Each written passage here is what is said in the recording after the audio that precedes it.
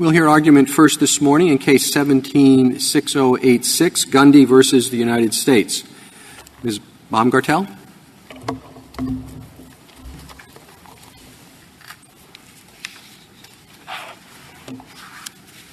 Mr. Chief Justice, and may it please the Court. SORNA's delegation provision grants unguided power to the nation's top prosecutor to expand the scope of criminal laws and to impose burdensome, sometimes lifetime registration requirements on hundreds of thousands of individuals. It combines criminal lawmaking and executive power in precisely the way that the Constitution was designed to prohibit. This delegation is unconstitutional. This delegation can be distinguished from every delegation that has previously been upheld by this Court due to a combination of its total lack of standard and the nature and significance of the delegated power. Unlike other delegations that this Court has approved, SORNA has no standard to guide the Attorney General's exercise of discretion. Well, the government says that they do have a standard, and it's the apply the prohibition or the requirements in the law to the maximum extent feasible. Your Honor, that language does not appear anywhere in the statutory text, nor can it be derived from the sources that the government cites. What about the list that's contained in, 20901, the list of past offenders? On your view, none of those people would be required to register. That's not correct. So one important thing about this case is that every state had an existing sex offender registration system prior to SORNA's enactment, and those registration systems would remain in effect regardless of whether SORNA existed or not. And so, for example, petitioner was required to register under existing Maryland law, and so would the vast majority of sex offenders who were also then required to re-register under SORNA. These state registration systems had been in existence, many of them since the early 90s, but since 1996, every state had its own registration system. But they would not come under the federal registration system, which was the purpose of SORNA to create. None of those examples would be covered by the federal registration requirement. Well, as this Court held in Reynolds, the Congress left it to the Attorney General to determine whether SORNA would apply retroactively at all. And so Congress declined to make the initial decision as to whether any pre-act offender should be required to register. This was consistent with how Congress had approached registration schemes in the past. Congress had previously enacted registration legislation that conditioned state funding on requiring certain things from sex offender registries, and in each of those prior cases, Congress had not made the law retroactive. And so there's nothing strange about Congress doing this. As the Court held in Reynolds, it then gave the Attorney General full authority to decide whether the law should be applied retroactively, so the initial on-off determination, but then as well how it should apply, which offenders should be included, if it should extend all the way back to 20, 30, 40 years. There was absolutely no guidance provided to the Attorney General. Well, suppose the statute said that the Attorney General shall have the authority to determine the application of this subchapter to pre-enactment offenders as public safety and fairness requires. Would that be a violation of the non-delegation doctrine? Yes, Your Honor. Given the subject matter of this delegation, Congress needs to provide more guidance than something along the lines of in the public interest. And what about the most famous regulations that I think people in this room would imagine? Rule 10b-5. I mean, Rule 10b-5 is promulgated under a statute that says the SEC can forbid the use of any manipulative device, that's like the sex offender part, in contravention of such rules as are appropriate in the public interest. So there are a few distinctions. One is that the SEC obviously is a different body than the Attorney General. And so this is a point where the court's due process and delegation concerns converge. And it's important from the Constitution to have a separation between the body that is the regulatory lawmaker and the body that is the prosecutor. Is it only the Attorney General who falls within the rule that falls within your argument? That's something that exacerbates this delegation. No, but I'm like, look, the SEC has a rule such as we know, 10b-5, the word is the public interest. The Consumer Product Safety Commission has another one, very similar. And we're told in one of the briefs that there are 300,000 such regulations. That may be an exaggeration. I don't know. So which, in fact, fall, as you said, within your specially harsh rule? All of the 300,000 will be busy in this court for quite a while. Your Honor, it's not an especially harsh rule. What it would require is Your especially strict rule. Some more specific congressional guidance when this power is delegated. And a few things to say. Sorry, First, you're answering Justice Breyer, yes, that all 300,000 of those, whatever the number is, of those delegations are wrong? No, that's absolutely not our position. So what distinguishes that delegation or those delegations from the example that Justice Alito gave me? So in each of the prior delegations that this court has upheld, there has actually been some standard in the delegation provision, even if it was what the court might consider to be a broad standard. But there are standards here. I mean, it's not the Attorney General, it's the Congress that defines what crimes will require registration, where and when the individual is required to register, what information is necessary, and the penalties for failure to register. All that is specified by Congress. The Attorney General is not at liberty to prescribe when, where, how, what crimes. All that is done by Congress. But none of those very detailed provisions of SORNA that Congress set forth apply to pre-act offenders. The Attorney General was given the power both to decide whether the law applied to pre-act offenders and then how it should apply. Well, that gets back to the question that the Chief Justice started with, because it seems that there is some language in the statute that supports the government's reading, that this is a statute that basically says register all pre-act offenders as far as possible, with some understanding that there are feasibility considerations that may make immediate registration of everybody impossible. So comprehensiveness, but moderated with a feasibility understanding. And I think you would point to three things. You would point to the preamble, which talks about a comprehensive national system. I think you would point then to the definition, which says that the term sex offender means an individual, any individual, an individual who was convicted of a sex offense. And I think to get in the idea of feasibility, you might look to the delegation provision itself, which talks about categories of sex offenders who are unable to comply with subsection B. So both comprehensiveness as moderated by some feasibility constraint seems in the statute as long as you're taking the statute as a whole.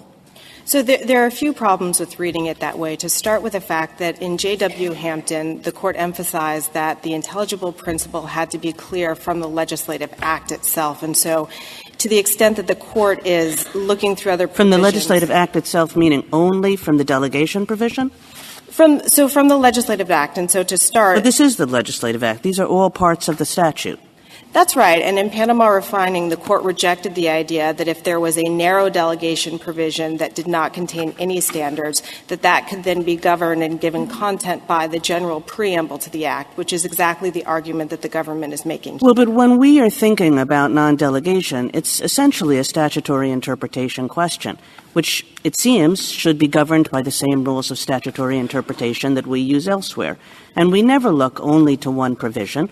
We look to one provision in a context of other provisions, including purpose provisions. So if you look at Justice Scalia was a pretty committed textualist. If you look at his separate opinion in Reynolds, he clearly is looking to the purpose provision of this act and saying it demands comprehensiveness. So, Your Honor, I agree 100% with you that this could be a statutory interpretation issue, but we would prevail under that. The problem with the government's statutory interpretation argument is that the delegation provision here is not ambiguous. It gives plenary authority to the Attorney General. When the court looks to, say, the statutory context or legislative history, things to interpret that statute, that's generally when the text itself is ambiguous and provides for two different plausible readings. But here, that's not the situation. I just note Justice Scalia was dissenting, of course, in Reynolds. He was dissenting, but 9 justices in Reynolds all had the same view of this statute, which is that this statute demanded comprehensiveness in the registration of pre-act sex offenders. In other words, both in the majority and in the dissent, this was the one point in common, that they said this statute was designed for something and this statute did something, that it insisted that sex offenders should be read broadly to include any individual who was convicted of a sex offense, and that all those people should be registered, with some feasibility recognition. So I'd like to address both comprehensiveness and the definition of sex offender, while also noting that, of course, if Congress had actually wanted that construction, it would have been very easy for it to simply say that. Well, but 9 of us said it. The preamble. Were we all wrong, every single one of us? Your Honor, I don't believe that's what Reynolds says, but just with respect to, because comprehensive is coming up so many times, the preamble states that it is a comprehensive national registration system. In the same way that the National Gallery is a comprehensive art museum, that doesn't mean that it has every painting that has ever been made. Comprehensive can have different meanings.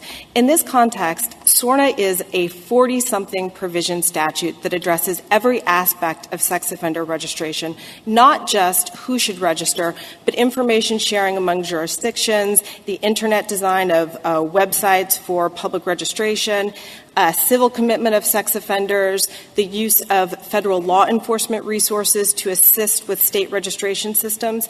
These various provisions comprise the comprehensive national registration system, and there's no indication that that general preamble meant that every pre-act offender had to be registered. There was a House bill that was rejected that was pending at the same time that would have both made it explicitly retroactive and that included a definition of sex offender that explicitly said offenders convicted either before or after the enactment of this act. I guess I have two quick I'm sorry.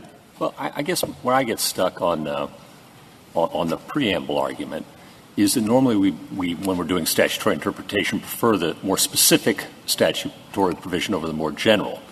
And the specific statutory section dealing with pre-enactment offenders says unambiguously that the Attorney General decides whether, how, when, and who, even who. So you don't even know if you're going to be subject to this law. Yes. How do people even know who is going to be included in this class until they hear from the Attorney General? And I'm having trouble thinking of another delegation in which this Court has ever allowed the Chief Prosecutor of the United States to write the criminal law for those he's going to prosecute. We say that vague criminal laws must be stricken. We've just repeated that last term. What's vaguer than a blank check to the Attorney General of the United States to determine who he's going to prosecute? Yes. That's your argument. And it's stated very concisely. I'll cede my time. Well, then I'll take back my time. What was at stake here was civil liability rather than – suppose what was at stake here was civil liability rather than criminal liability. Would you make the same argument? That would certainly be a much closer case. Our argument is that SORNA would still be unconstitutional simply because of the total lack of standard. Even in cases like NBC or American Power and Light, where the Court has upheld arguably very broad delegations, there has been some standard in the law that, even if seemingly broad as written, drew upon an existing body of established law. So, for example, in NBC, the public interest, convenience, and necessity certification for licensing was an established body of law that it was a certification that states had made to public service industries since roughly the 1870s.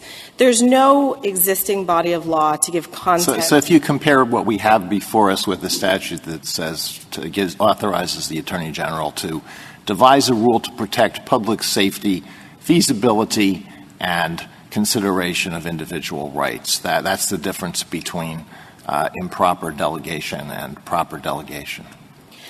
Perhaps. Certainly. In the civil context, let's start there. Certainly the congressional guidance is the difference, and this just comes back to the purpose of the test itself. The idea of the intelligible principle test is that it's not a delegation of legislative authority because Congress itself has made the key legislative decisions. Here, with respect to pre-act offenders, Congress has not made any of the decisions, despite the extremely detailed framework that there is for post-act. So you think the Attorney General could, in that retroactivity, have a different set of offenders than the text of SORNA itself, have different requirements for where and when the registration is to occur? Yes, and this is something the Court contemplated in Reynolds, where it noted that 20913D, the delegation provision, essentially gave the Attorney General three different spheres of authority. He could decide whether the act applied to pre-act offenders, whether it applied to pre-implementation offenders, and then how it applied to those offenders. And the Court recognized that he might, for example, want to set different registration rules for different classes of pre-act offenders, and that was contemplated and permitted by the broad plenary grant of authority. What if the Act said that it applies to pre-act offenders, and there was a provision saying the Attorney General may waive the requirements of this Act when he determines that it's not feasible to apply them? Yeah, and the Attorney General says, I don't think it's feasible to apply this to pre-act offenders, so I waive the Act with respect to pre-act offenders. Is that okay? So if the Act said this, Congress determines that this should apply to pre-act offenders and then gave the Attorney General a limited power to grant exemptions, something which is basically the opposite of what this as written does, that would likely be constitutional, particularly if Congress provided some guidance around even though the consequences are the same? The consequences are the same with respect to whether or not who's making the decision about whether the criminal laws should apply to whom? Respectfully, the consequences are not the same. In the first instance, Congress has made the decision, and then they have afforded the Attorney General a power that is first, if there is guidance provided with respect to the granting of exemptions, then it's Well, let's say it isn't. The Attorney General may issue exemptions to this Act with respect to particular categories of offenders. Even if that would still be much closer to being constitutional because Congress has made the initial decision and has afforded the Attorney General a power that is something more akin to traditional prosecutorial discretion. It's not the same, but this was the point that Justice Scalia, joined by Justice Ginsburg, made in dissent in Reynolds, which is that seems closer to being constitutional because the power that the Attorney General has is closer to a traditional clemency or prosecutorial discretion power. In this case, however, the statute is truly worded in the opposite fashion. It does not apply of its own force to any pre-act offenders, and the question of whether it should apply is left to the sole discretion of the Attorney General. Do we routinely read into statute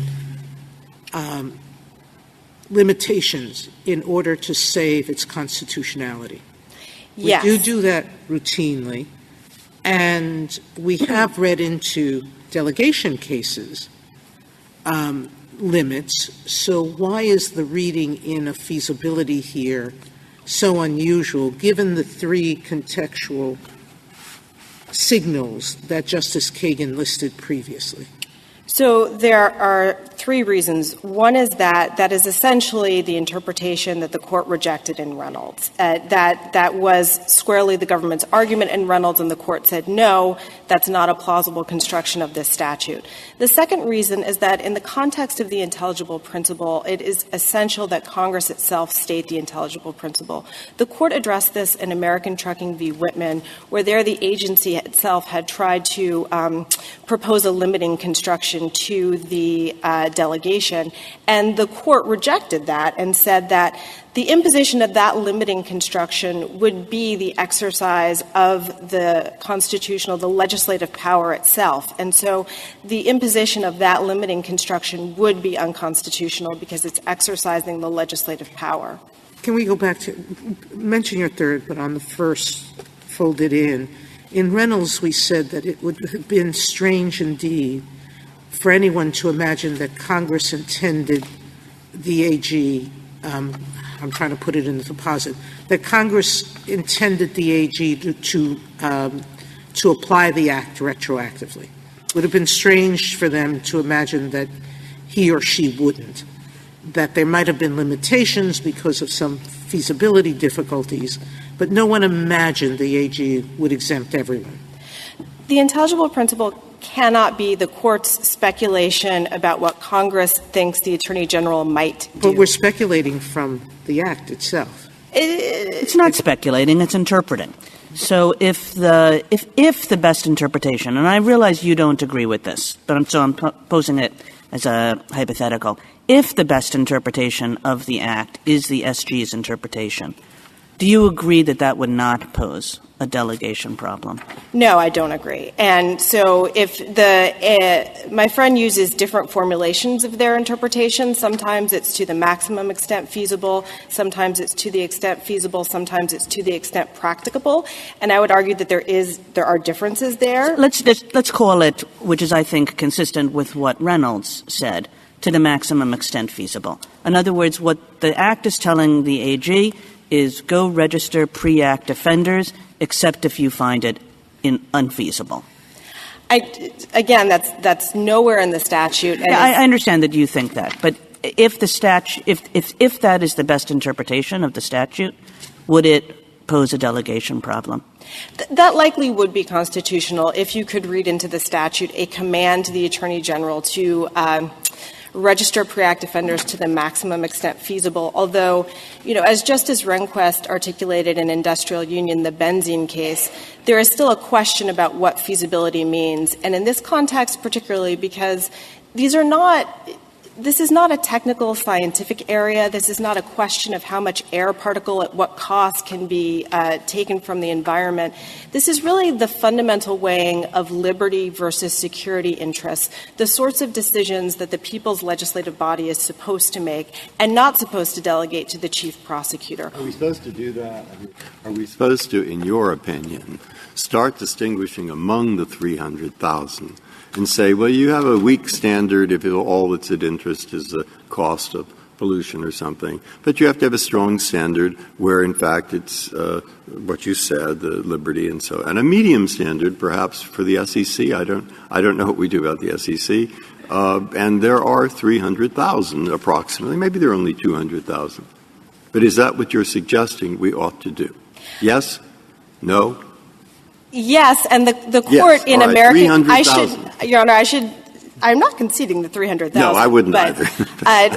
This is what the court said in American Trucking v. Whitman, that the amount of guidance required depends on the scope of the delegated power. Okay, so if we're supposed to go through the 200,000 or 100,000 or whatever they are, what are the different categories where it's tough, not so tough, in your opinion?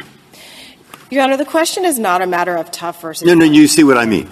Categories where Congress can delegate with an SEC-type standard or the standard here.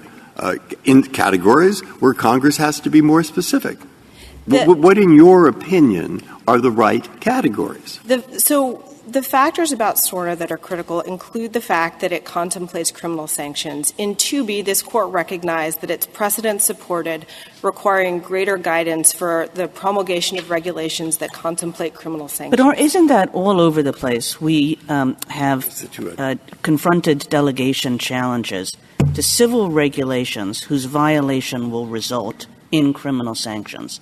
So, I mean, there are numerous of those cases, but I'll just give you three. Colic is like that, Grimaud is like that, Avent is like that. So these are all places where the delegation is to a civil regulation, as it is here, but if you violate that regulation that some secretary or attorney general or whatever has written, you're going to face criminal sanctions. So what's the difference between this case and all those other cases where we said criminal sanctions is not what matters? Well, colic is the perfect example because this is very different than oleomargarine label. This is not a question of you can say that, and it's easy to make fun of oleomargarine labels. But the person who violated that provision was going to go to prison in the same way that the person who violates this provision is going to go to prison. It's not making fun, Your Honor. It's that there are certain fundamental choices about a statutory scheme that Congress itself must make. And so Congress can say that there needs to be particular packaging and a label, and then it can delegate or assign to an agency the power to design The point that I was label. making is that all of these are civil regulations. The delegation is to say, you write we're going to give you some degree of discretion to write the civil regulation, understanding that if somebody violates that, that person is going to jail. Your Honor, may I answer your question and then reserve the remainder of my time? Just the question is always the nature and significance of the delegated power, and it is perfectly fine for Congress to permit agencies to fill in the details or otherwise implement statutes, but not to make these sorts of fundamental policy choices. Thank you. Thank you, counsel. Mr. Wall? Mr. Chief Justice, and may it please the Court, I wanted to start this morning where Justices Ginsburg and Kagan did with the text of the Act, because I do think it is best interpreted in the way that we have said. It starts in the first section, this is at 3A of the appendix to the government's brief, with findings about existing sex victims and their offenders. It then says, quote, we want a comprehensive national system, end quote, to address the offenders. It broadly defines sex offender and the registration requirement. That's at pages 5A and 11A. And then it says in the 913D, it says, look, we know that translating the system that we've just crafted for offenders going forward is going to create some real practical problems. For one, it's literally impossible for them to comply with the timing requirement. Unable to comply. Those are the words in the title and text of 913D. So we are going to give to the Attorney General the authority to take this scheme and implement it with respect to pre-act offenders, recognizing that there are going to be some transitional issues. That kind of implementation is a classic executive function. It is what statutes give to the executive branch all the time. And Petitioner has conceded, I think, just now, that if the statute is best read in the way I'm positing, that it's perfectly permissible under this Court's cases. Well, let's take one of the items you just mentioned, comprehensive. The Act says that that doesn't mean that it covers everything. It means that it has a scheme that it thinks addresses the waterfront. And part of the way it does that is to say, we're not going to decide this significant category of cases. It's comprehensive. They've told you what's going to happen there, and what they've said is the Attorney General gets to decide. It's certainly true that Congress made certain legislative judgments about what sex offenses would qualify, how long people would have to register for. They didn't say every offense that relates to sex means you got to register for a lifetime. That is certainly true. But once they've defined the bounds of the people they want into the system going forward, then they said to the Attorney General, your job is to get as many of the existing offenders who fall into that universe into the registries as you can, recognizing there are going to be some practical barriers. You're going to have to specify the applicability of the requirements in a way to get them in. That's very narrow language. Didn't make that argument in Reynolds. Government made the opposite argument in Reynolds. The government said that D is the more specific provision, and the nature of the comprehensiveness, as the Chief Justice indicated, for purposes of pre-enactment offenders, was that the Attorney General gets to decide. And the Attorney General could decide to do nothing, the government said. The Attorney General could decide to include some offenders, none of the offenders, or all of the pre-enactment offenders. The government said that it could then determine which of the Act provisions it wished to, in a Chinese menu manner, apply to these people it had chosen. The government then said the Attorney General could change his or her mind about all of this at any given time. And in fact, the Attorney General has changed his mind from time to time on these matters. So how do you square with what you've just told us with the government's prior representations in this case? Well, the Attorney General has never changed his or her mind with respect to the registration duty for individuals. But to go squarely to the question. There have been changes. Only with respect to the state's obligations to go out and find offenders, not with the individual duty on offenders to come forward and present themselves and register. Attorney General Holder changed the guidance provided by the prior Attorney General, correct? He narrowed the state's obligations to give the states a little more breathing room. That's true. The individual duty to step forward and register has always been constant. But to go to your question, I really don't think that reading our brief in Reynolds there's any inconsistency. We came in and said as a statutory matter, this says he shall have the authority to specify the applicability. That clearly means, since we know that they want everybody in, that we should read that like a waiver provision. And to be sure, the court disagreed with us on that and said the default rule was different. But in the process, accepted exactly our argument as the premise that the default rule didn't matter because Congress wanted everybody into the system. And so I think everybody was working off of that page in Reynolds. Your brief in Reynolds is very important to me. If I read it the way Justice Gorsuch does, assume his hypothetical that you in fact said it was an on and off button that the Attorney General could turn on and off. If that's the position you took then, what does that do to you now? Oh, that's, to be clear, Justice Sotomayor, that's exactly the same position I'm taking here today. 913D No, is, you're adding in a caveat. You're saying he can turn it on and off based only on maximum lack of feasibility. No, I'm addressing a question that wasn't squarely before the court in Reynolds. It is an on-off switch to the Attorney General. Specify the applicability of the requirements. It's pretty narrow language, and do it in such a way as to get them in. I read it as a statute. You're reading to get them in. I understand Justice Gorsuch's point that you said he could turn it on and off as he decided. Yes, that's the Attorney General's authority as a statutory matter. That's what the statute means. I believe the statute means the same thing we said in Reynolds, though the court disagrees on the default rule. The separate question is there guidance provided to the Attorney General in the statute on how he should exercise that on-off switch authority? And that question, not before the court in Reynolds and not briefed in Reynolds, the answer to that is pretty obviously yes. I mean, this falls well inside a number of the delegations that the court has looked at, because here it's not as if there is some standard in the statute like public interest or fair and reasonable rates where the executive is really doing the fleshing in. Here Congress set forth all the rules. It made judgments about all the requirements. What do you say and about all the it said to the attorney ACLU's argument on that score, that under your view that Congress could have simply enacted a statute with respect to post-enactment offenders that mirrored the language of D and said, well, it's up to the Attorney General to come up with a comprehensive and feasible registration regime in the public interest? You'd be here defending that, wouldn't you? Justice Gorsuch, it'd be a much broader delegation. Under this Court's cases, you need more of a general policy. It's not at all clear why Congress wouldn't apply it going forward. What's the difference? 500,000 people are affected by this delegation. Yes, if Congress found there are real practical problems with applying it even going forward, here's our general policy to the Attorney General. I don't know that it would be importantly different from saying to the Attorney General in Tooby which drugs will be controlled substances under the Act. Or in Union Bridge, which bridges will we think obstruct the rivers? Or in Grimaud, who will be allowed to graze on federal land? Could you answer my question? Would you be here defending a statute that mimicked D with respect to post-enactment offenders? And in which case, why does Congress bother to legislate SORNA at all? It's very difficult to know in that situation, Justice Gorsuch, what the equivalent practical problems would be for why Congress didn't apply it. So you might defend that statute, too. No, what I'm saying is I don't know. I don't see any practical problems that would have required Congress to legislate in that way. So it's very difficult to imagine that statute would pass muster. But if there were similar practical problems, and if they supplied a general policy, it wouldn't be importantly different from Loving or Grimaud or Fahey or Colic or Union Bridge. Mr. Wall, can you tell me how this retroactivity works? So let's take somebody who was convicted of a sex offense 30 years ago. He's had a clean record ever since. First tell me how such a person gets notice of the registration requirement.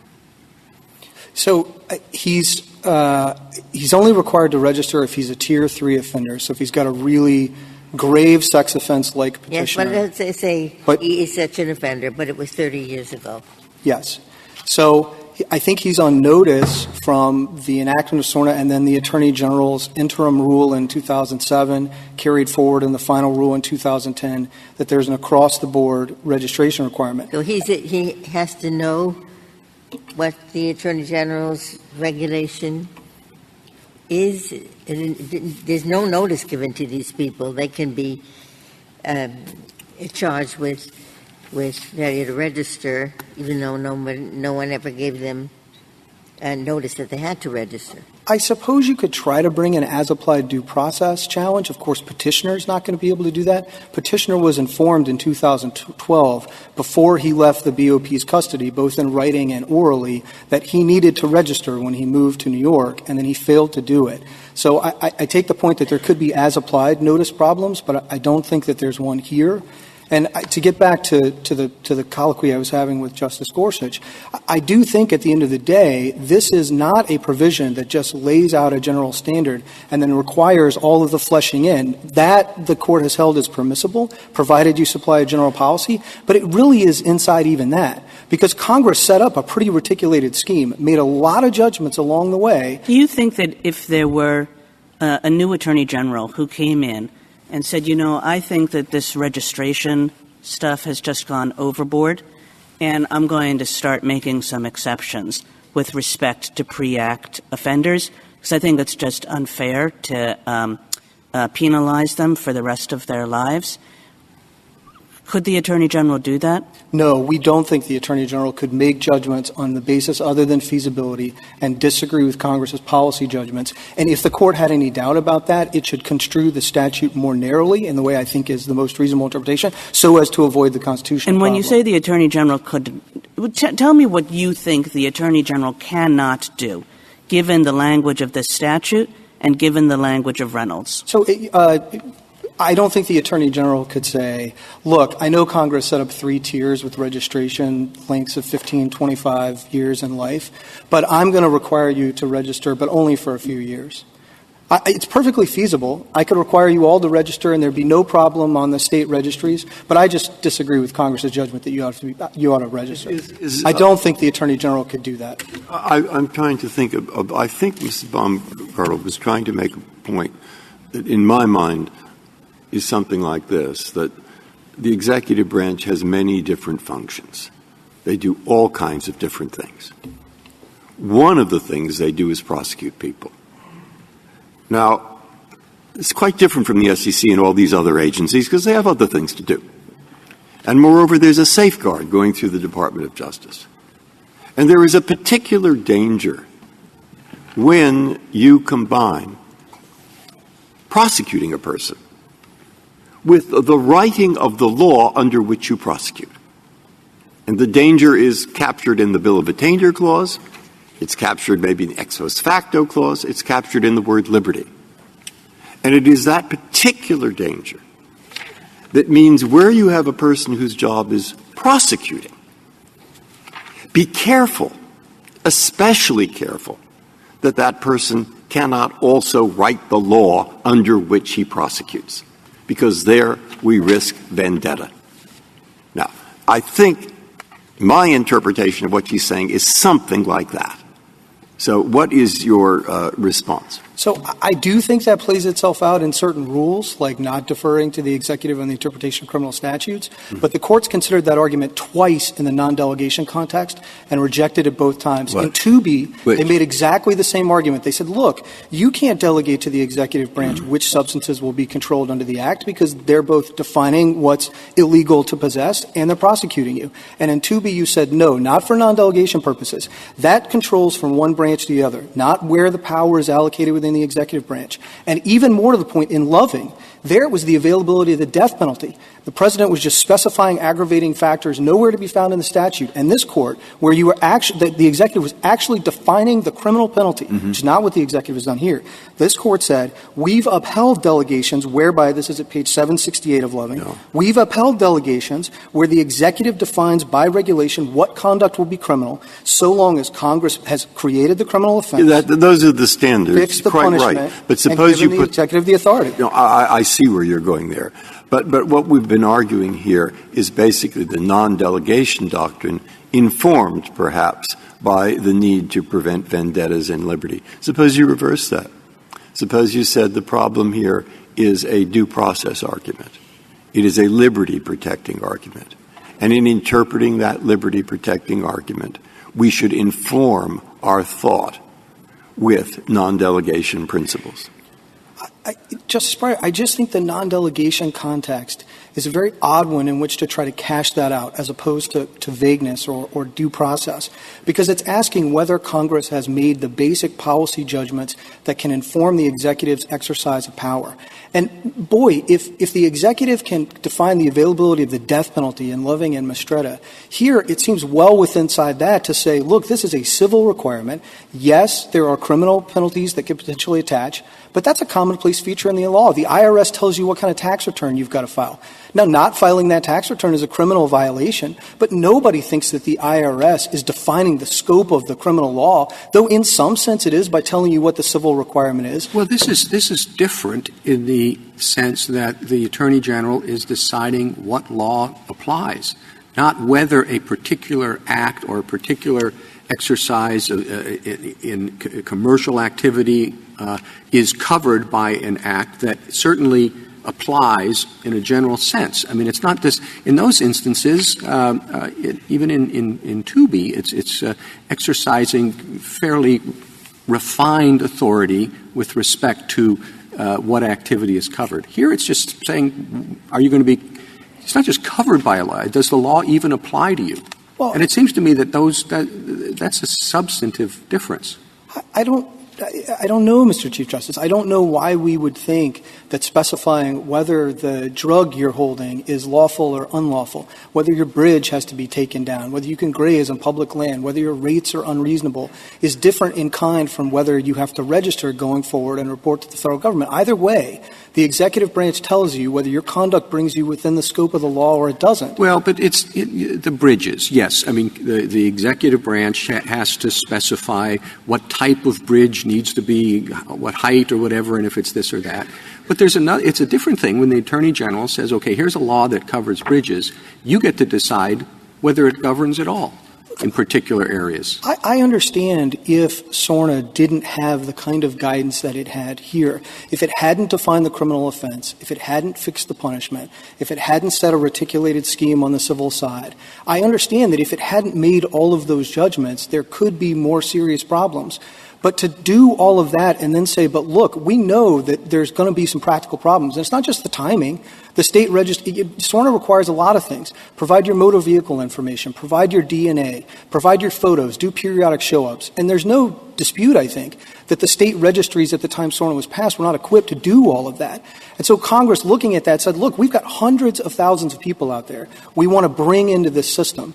We know they can't all come in on day one.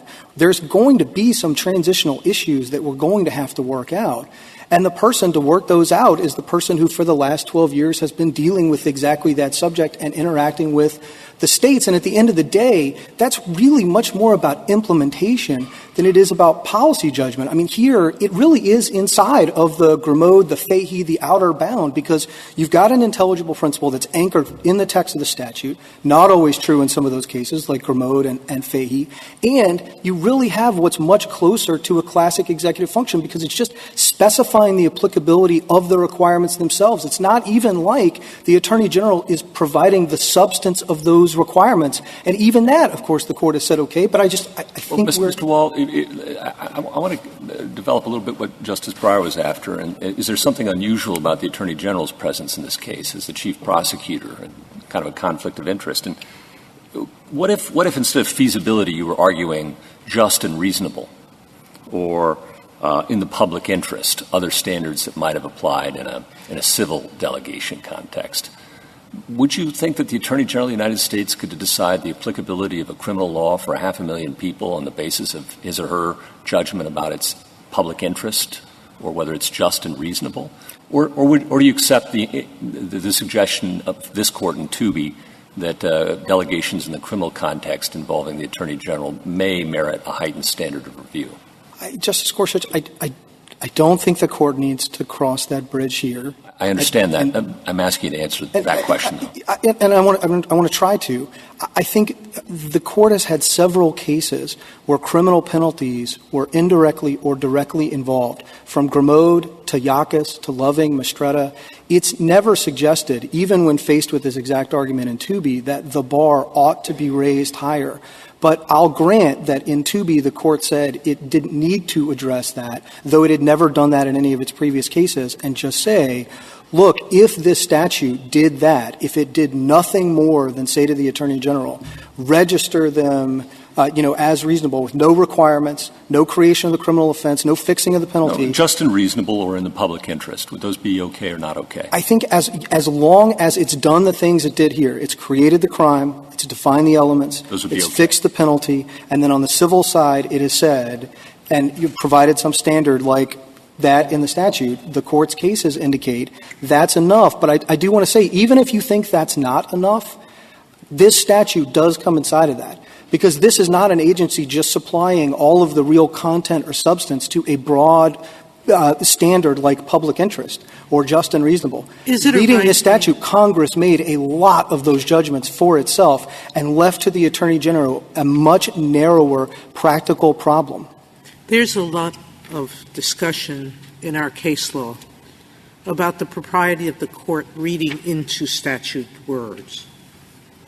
And I think a fundamental issue that Justice Gorsuch has been aiming at is, especially in criminal law, is it just to delegate to the Attorney General a fundamental decision about who gets covered or doesn't get covered by a statute?